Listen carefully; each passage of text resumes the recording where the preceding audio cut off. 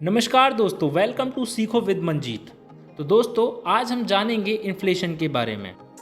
अगर 1960 में मैं आपको एक 100 रुपये का नोट देता और आपसे कहता इसको संभाल कर रखिए अपनी गुल्लक में, और उस नोट को आप 60 सालों तक संभाल कर रखते और आज उस नोट को आप बाहर निकाल कर जब इस्तेमाल करते तो उसकी वैल्यू रह जाती सिर्फ 1 रुपया 20 पैसे 1960 के कंपैरिजन में।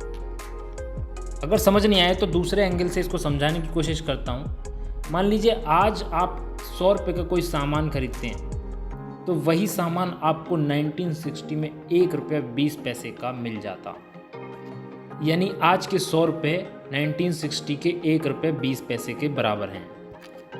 ये है दोस्तों इन्फ्लेशन का कमाल।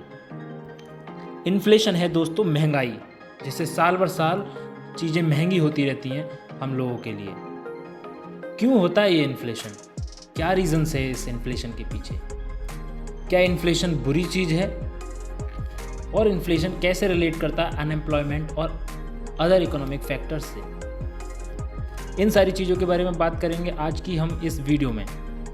तो आइए देखते हैं। First of all, very important question is that why does inflation happen and who is causing it to happen? कौन करा रहा है ये इन्फ्लेशन? क्या सरकार में बैठे लोग अपनी मनमर्जी चला के चीज़ों के दाम बढ़ाए जा रहे हैं? नहीं, ऐसा बिल्कुल नहीं है दोस्तों। There are several reasons for inflation and I would like to discuss 4 main reasons in this video. पहला रीज़न बड़ा ही सिंपल है दोस्तों, इकोनॉमिक बूम होना, यानी जनता के हाथ में ज़्यादा पैसे आना। जब इकोनॉमिक कंडीशन अच्छी होगी तो जनता के हाथ में ज़्यादा पैसा होगा, और तो जब लोगों के पास ज़्यादा पैसे होंगे अलग अलग चीज़ों में खर्च करने के लिए, तो डिमांड बढ़ेगी। तो जब डिमांड मार्केट में बढ़ेगी तो कंपनियों को ये दिख जाएगा कि इतने सारे लोग चीज़ों को ख़रीदने वाले हैं, तो हम अपनी चीज़ों के प्राइस बढ़ा सकते हैं, और वो चीज़ों के प्राइस बढ़ा देंगे और इन्फ्लेशन हो जाएगी। इसको एक एग्जाम्पल के साथ अगर मैं समझाऊं तो एक एरोप्लेन है और उस एरोप्लेन के अंदर 100 सीटें हैं और उसमें 100 पैसेंजर को जाना है। उसमें 10 फर्स्ट क्लास सीटें हैं और 90 इकोनॉमिक क्लास सीटें हैं।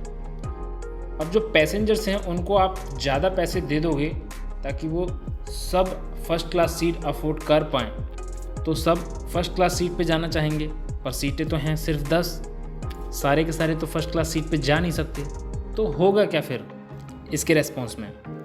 तो जो एयरलाइन है वो अपनी फर्स्ट क्लास सीट के प्राइस और ऊपर बढ़ा देगी कि जिन लोगों के पास और ज़्यादा पैसे हैं सिर्फ वही फर्स्ट क्लास सीट अफोर्ड कर पाएँ। तो बेसिकली एयरप्लेन की सीट्स में इन्फ्लेशन हो गई, और this type of inflation is called demand pull inflation. दूसरा रीज़न है रॉ मटेरियल का प्राइस बढ़ना अलग अलग रीज़न की वजह से।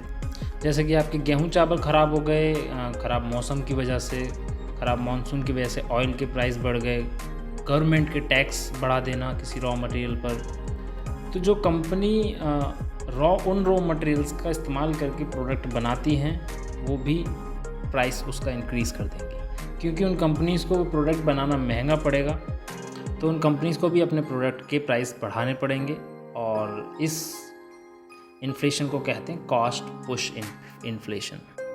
तीसरा रीज़न है आप सबकी सैलरी बढ़ना। मजाक नहीं कर रहा दोस्तों, जब गवर्नमेंट और कंपनीज़ अपने एम्प्लॉयज़ की सैलरीज बढ़ाती हैं तब उनको प्रॉफिट में रहने के लिए अपने प्रोडक्ट के दाम भी बढ़ाने पड़ते हैं। Actually, sometimes companies don't want to replace their old employees because it's difficult to change the employees and hire new employees for the company. And in this case, the company have to increase the salaries of the old employees, and this cause. Finally, the fourth reason is currency depreciation. ये कई reasons की वजह से हो सकता है। One of the most important reason है कि सरकार की तरफ से ज़्यादा नोट्स को प्रिंट किए जाना, जिससे करेंसी अपनी वैल्यू लूज़ कर देती है। तो दोस्तों, ये थे कारण इन्फ्लेशन के बढ़ने के। अगली वीडियो में हम बात करेंगे कि what if inflation was zero. Inflation अगर ना हो, महंगाई ना हो, तो क्या होगा? हम अगली वीडियो में ये बात करेंगे। Thank you for watching my this video.